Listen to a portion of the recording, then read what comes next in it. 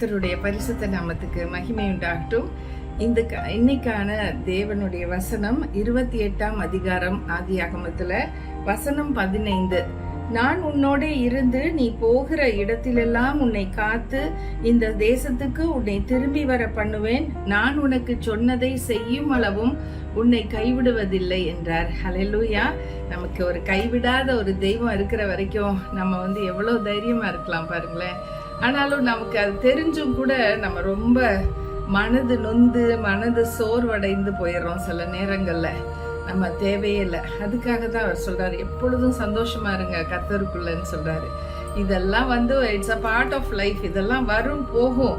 இதையெல்லாம் நினைச்சு நொந்து போய் இருக்காதீங்க. நான் சொன்னதை நிறைவேற்றுவ அளவுக்கும் நான் உன்னை கைவிடவே மாட்டேன்னு சொல்றாரு. அதுதான் அவர் சொல்றாரு. யாக்கோபு யார்கிட்ட சொல்றாரு? இந்த யாக்கோபு ஒரு சீட்டு, நம்பர் 1 சீட்டு, 420 கேஸ் அவரு. ஆனா அவரை ஆண்டவர் தெரிந்து கொண்டிருக்கிறாரு பாருங்களேன். எவ்வளவு நல்ல தெய்வம்.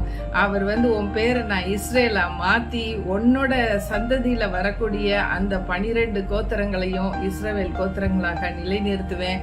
நீ இன்னைக்கு இந்த ஊரை விட்டு நீ ஓடி போற மாதிரி உள்ள ஒரு நிலைமையில இருக்க. ஆனா திருப்பி நீ வருவ, இதே தேசத்துக்கு நீ வருவ. வரும்போது வருமளவும், அதுதான் நான் சொல்ற உனக்கு ஒரு பாயிண்ட், நீ வர்ற வரைக்கும் நான் உன்னை கைவிடவே மாட்டேன். நீ எங்க போனாலும் கரெக்டா இந்த தேசத்துக்கு வந்துருவ.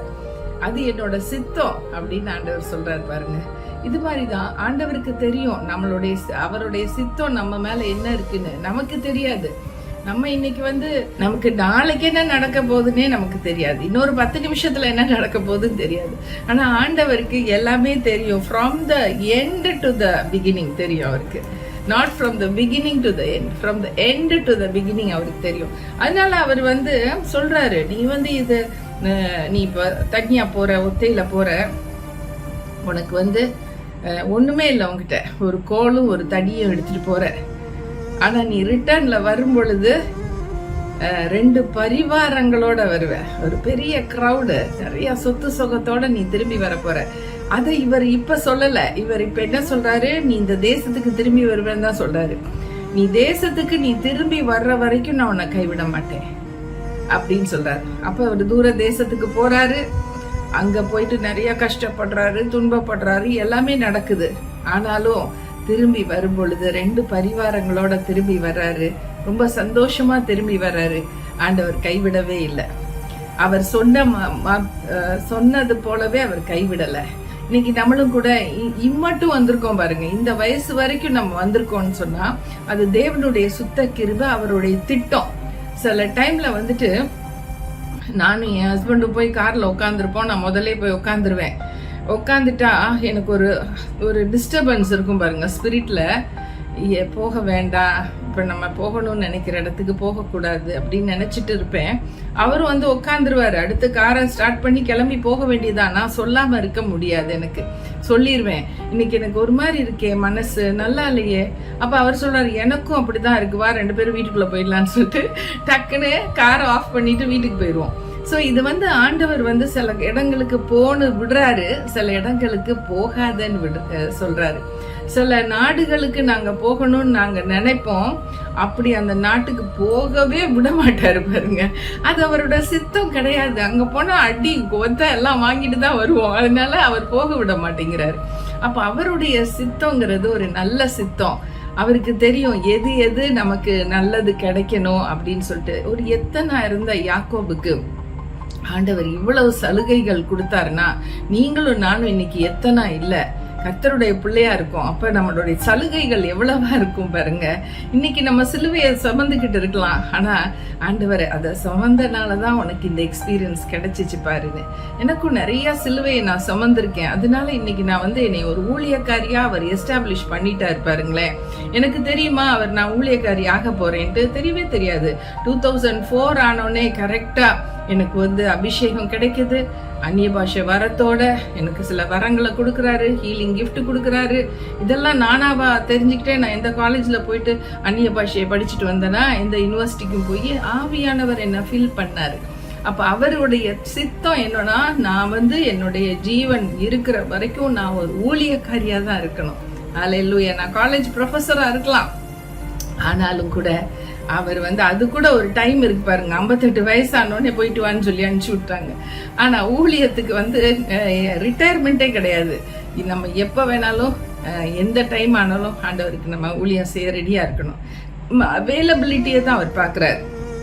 நீ அவைலபிளா இருக்கியா, நான் வான்னு சொன்னா வருவியா, போன்னு சொன்னா போவியா, அப்படி நீ ஒபீடியண்டா ஹம்பிளா இருக்கிறியா, நீ தான் பெஸ்ட், உனக்கு நான் எல்லாம் செய்வேன் அப்படின்னு சொல்லி வர்றாரு. இன்னைக்கு நம்ம தாழ்மையோடு கூட அவரை நேசிக்கிறது நிமித்தம் அவர் சொல்ற ஒவ்வொரு வார்த்தைக்கும் நான் கீழ்ப்படிவேன், நான் நல்ல பிள்ளையா ஆண்டவர் பின்னாடியே வருவேன்னு சொல்லும் பொழுது ஆண்டவர் நம்மளை சும்மா விடவே மாட்டாரு, அவர் கைவிடவே மாட்டார். என்ன ஆபத்து வரட்டும், என்ன சோதனை வரட்டும், கைவிட மாட்டார்.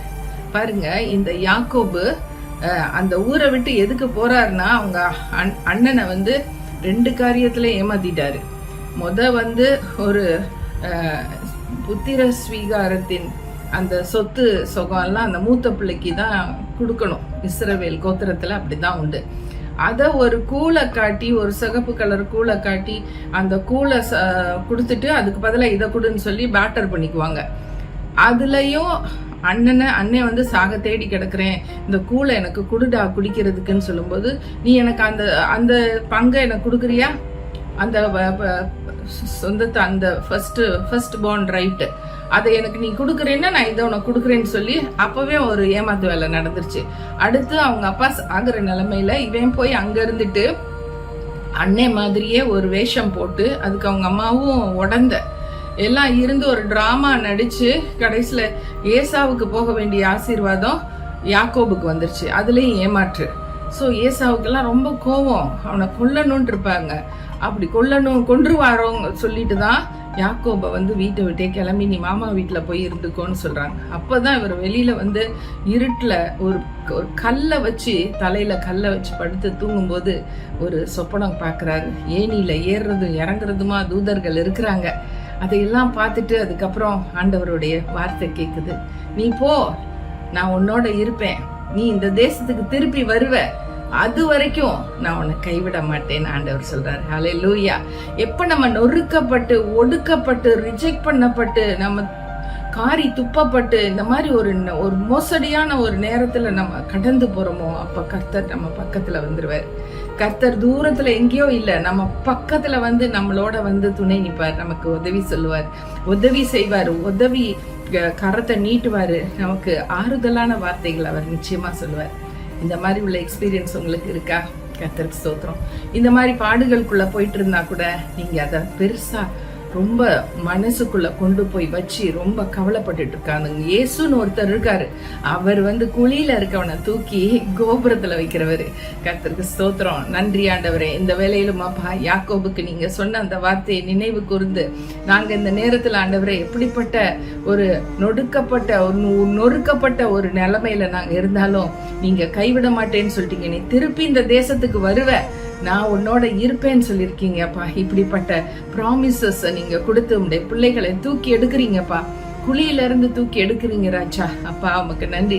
தொடர்ந்து ஆசீர்வதிங்க. யாக்கோபு எப்படி 2 பரிவாரங்களோட சந்தோஷமா மறுபடியும் அவரு நாட்டுக்கு வந்தாரோ, அதே போல இன்னும் எத்தனையோ பேர் வெளிநாட்டுல இருப்பாங்க. இந்த நாட்கள்ல திருப்பி தாய் நாட்டுக்கு வரணும்னு ஆசையோட இருப்பாங்க.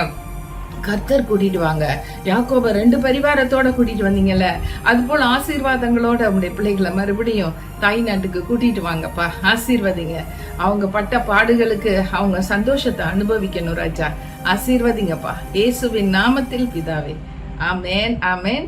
Thank you friends for watching this video and God bless you all.